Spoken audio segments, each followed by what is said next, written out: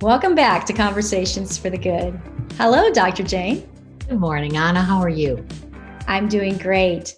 We've been navigating this COVID crisis for over a year now, experiencing deaths, lockdowns, sheltering, social distancing, working from home, homeschooling, vaccines, and a roller coaster of accurate and inaccurate information.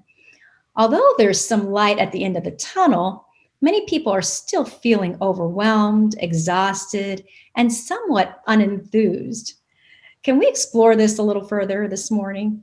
Well, sure, Anna. We've come through a lot these past months. And quite frankly, we're not through the crisis yet. And as you said, there have been a myriad of forced changes, significant losses. Our lives have been turned upside down and inside out.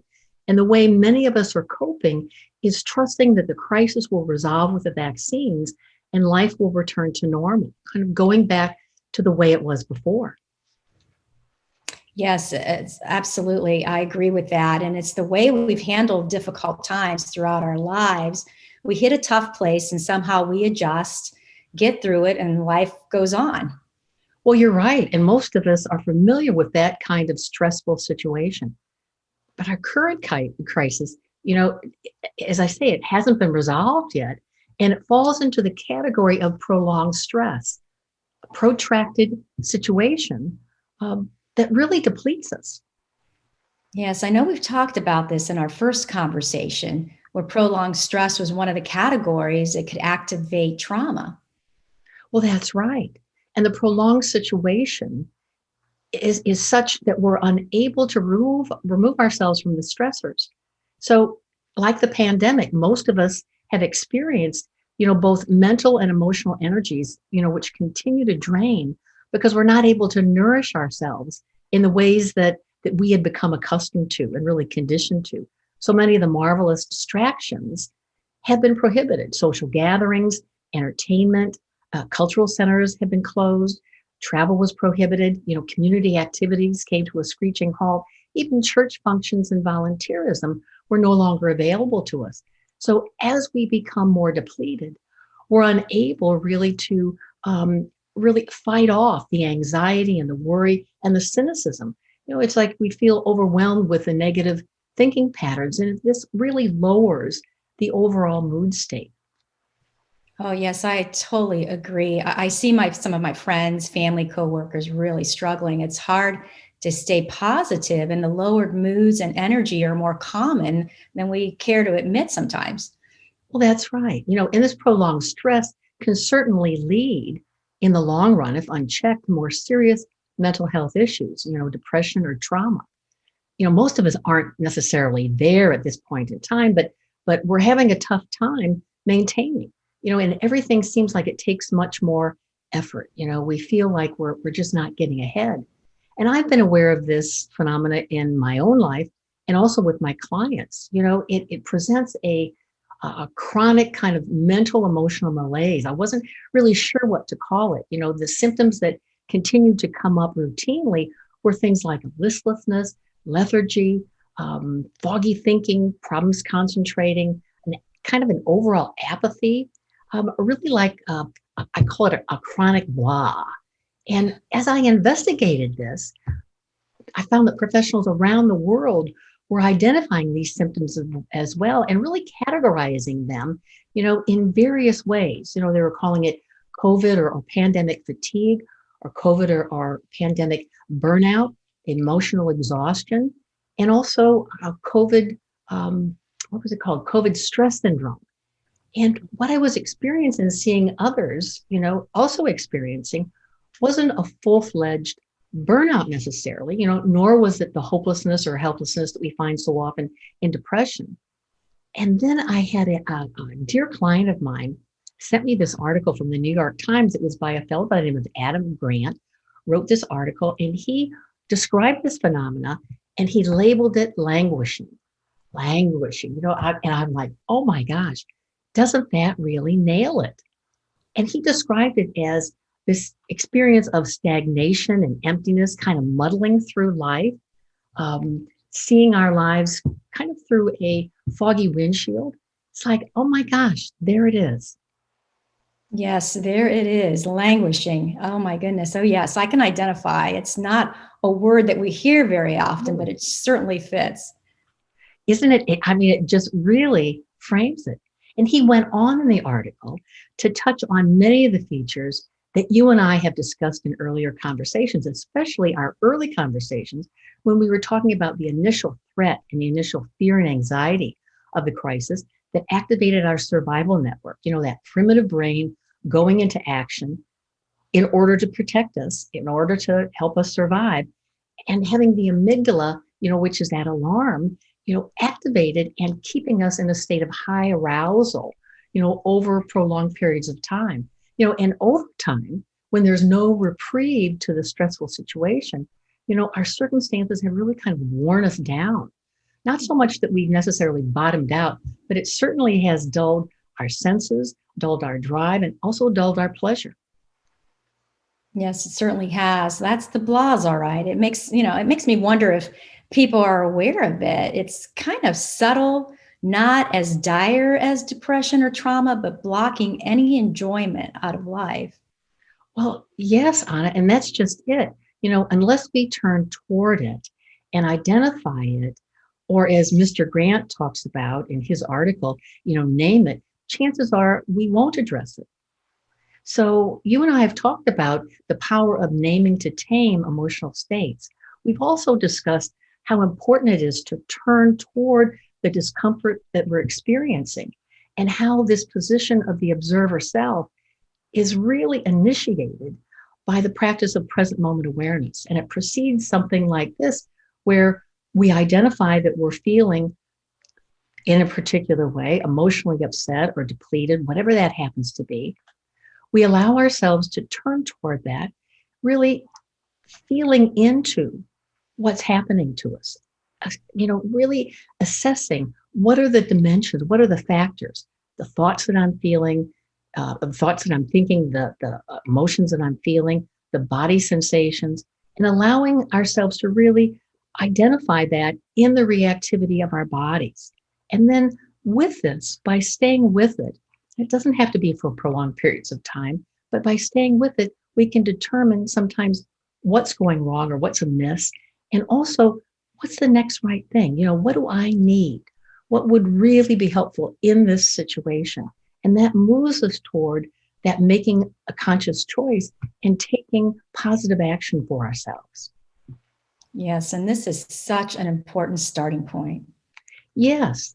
And so often this kind of decline or depletion, has been gradual, and we don't experience fully or necessarily recognize the full impact. And as I said, this exhaustion state isn't necessarily to the point of depression or requiring clinical intervention. So it's not like we're non-functional.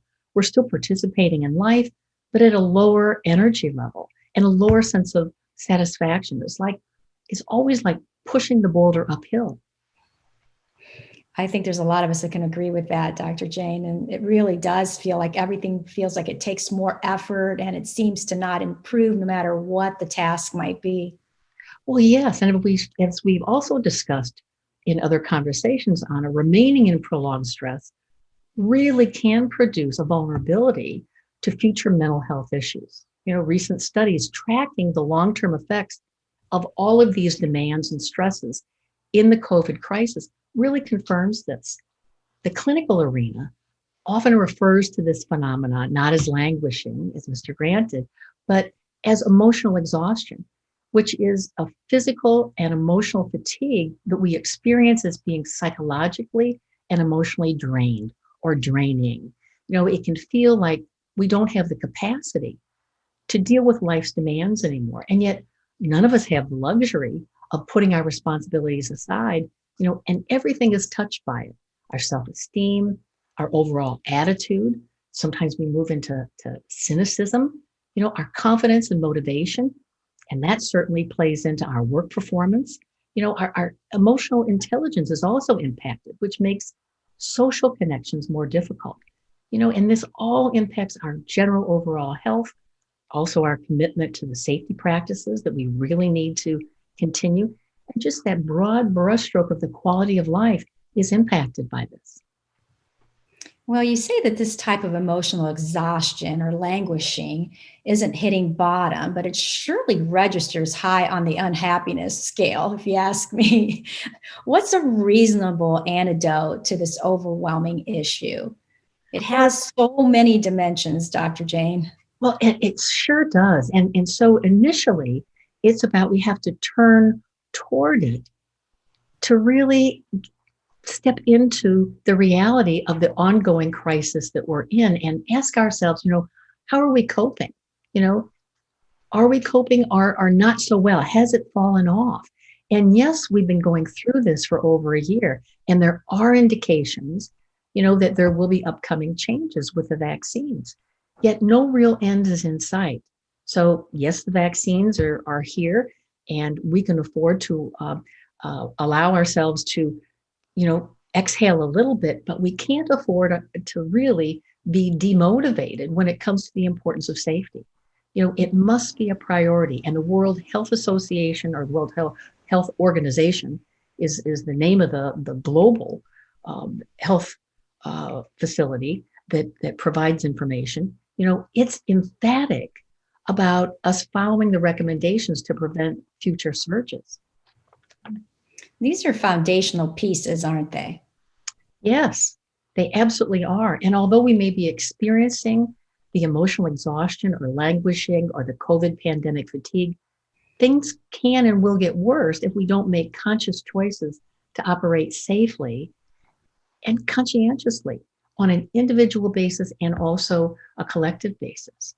We're not at that place, as I say, of burnout yet, but burnout is really a product of unchecked exhaustion. So it includes symptoms that we've enumerated, just a moment ago. And it's often that next stage on the downward spiral as we move into, or I should say, onto the severe end of the continuum. And there are three coinciding factors that tend to fuel this movement, in the downward spiral toward trauma and toward depression.